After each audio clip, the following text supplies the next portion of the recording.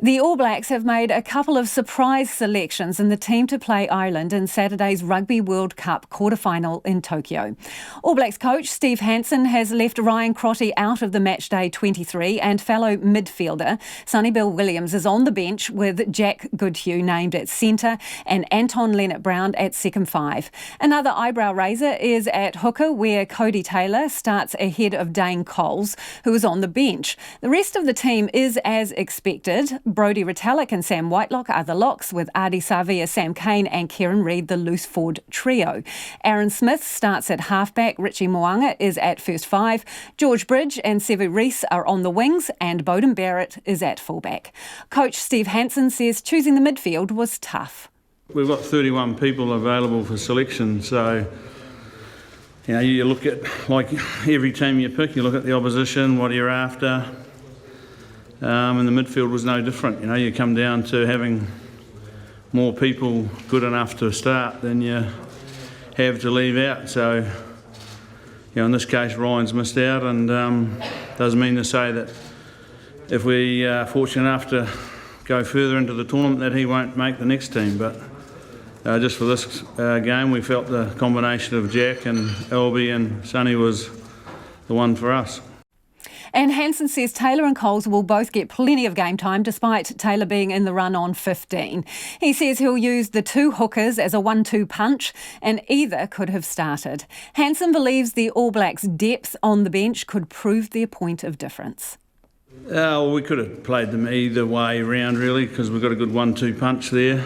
Both of them are world-class players.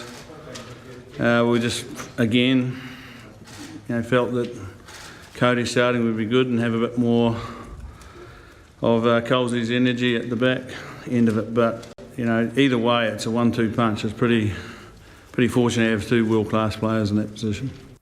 Rugby reporter Joe Porter joins us live from Tokyo, where the All Blacks press conference has just taken place.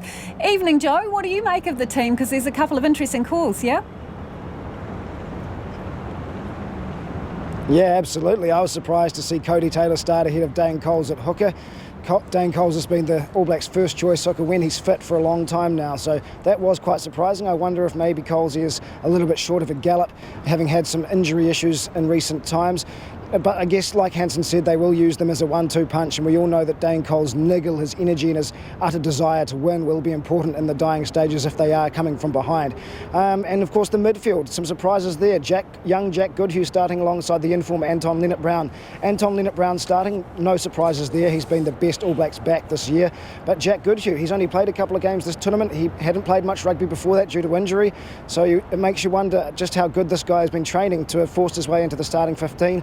And of course, Sonny Bill Williams, who has been, a lock-in for the All Blacks when he's fit for so many years, is coming off the bench. Not a bad move because, of course, he provides a lot of impact. He can come on and do some things that no other players in world rugby can do. So some pretty shrewd, I guess, selections from Steve Hansen and the rest of the coaches, and it looks like the team's fairly impressive.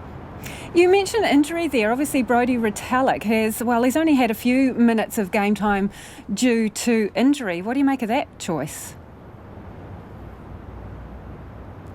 Yeah, well, Steve Hansen said that Brodie Retallick is, he called him a freak, actually, I think were his exact words. He's a guy that can come back having not played much rugby at all and just hit the ground running. You've seen it before when he was injured earlier this year, coming back into the squad, and he really didn't miss a beat. So he's one of those guys that loves playing rugby, he loves winning, and when he's on form, he's the best forward in world rugby, at least the best lock, that's for sure. So certainly Brodie Retallick is possibly short of a gallop, but I think he'll make up for it with heart and what Hansen called the engine room that he really brings to this game. He certainly has a big ticker and a big drive and like I've said before, a desire to win. So Brodie Retallick, when he is fit, you simply have to have him in the team. And what's Steve Hansen saying about Ireland and what makes it such a difficult opponent for the All Blacks? Yeah, well, he was a little bit more revealing today than he usually is. Of course, Steve Hansen versus Joe Schmidt, the two coaches of the respective sides, are 2 wins, 2 losses each. Ireland have beaten the All Blacks twice in their last 3 games they've played against each other. So certainly Ireland can be seen as somewhat of a bogey team for the All Blacks. Hansen said that they never give away many turnovers. They're very good at holding onto the ball and not giving away turnovers, which means knocking the ball on, letting the All Blacks beat them at the breakdown and turning the ball over. And the All Blacks like to strike on the counter-attack, so getting turnovers is really key to their chances of success. So Hansen knows that it's going to be hard work for his side to create turnovers against the Irish, and so when they do get those few scoring opportunities, the All Blacks are really going to have to take them with both hands, because they're not going to get many against this Irish side. Is there any concern that the All Blacks are a little bit underdone in terms of their game time, given that, well, some people would say only real test has been against South Africa right at the start of the tournament? Yeah, that's a really good question, actually, because you would think that they will be a little bit underdone. South Africa was a long time ago now, and it was their only test. They rolled through Canada fairly easily and weren't that convincing. They beat Namibia, but of course had a terrible first half where their attitude just wasn't where it needed to be. And then, of course, the game against Italy was cancelled, so they haven't played in almost 2 weeks, and they haven't had a real game in over 4 weeks. So certainly there is a worry that the All Blacks could come into this just lacking a bit of match fitness and some match intensity, because they haven't had those games. I know they've been training really hard and have had some in-house games within the squad, but you are a little bit concerned, if you're an All Blacks fan, that these guys just haven't had that match game time coming into what is a crucial sudden death game, and of course they lose this one and they go home. So is it fair then that they are still being tagged the heavy favourites here? Yeah, I'm not so sure about that. The bookies have them as really heavy favourites, which is quite interesting, especially considering the Irish recent results against the All Blacks. I think Ireland played really well against Samoa with 14 men to overcome them in their last game, and of course qualify second in their group to face the All Blacks. I'm not sure if it's going to be as wide as the TAB are suggesting. The TAB are giving the All Blacks 12 points on the Irish, a 12-point start, and I don't think it's going to be as wide open as that. I think it will be a lot tighter. I think the Irish know what to do against the All Blacks. They've got some strengths that the All Blacks struggle to deal with, and they also know how to exploit the All Blacks' weaknesses. They've done that before through first five Johnny Sexton and halfback Conor Murray, with a lot of box kicks and aerial balls to, I guess, try and challenge these rookie, inexperienced wingers the All Blacks have. So I think it will be a lot closer than the bookies are suggesting. It's going to be a tight match. Oh, it's going to be interesting. Thanks, Joe.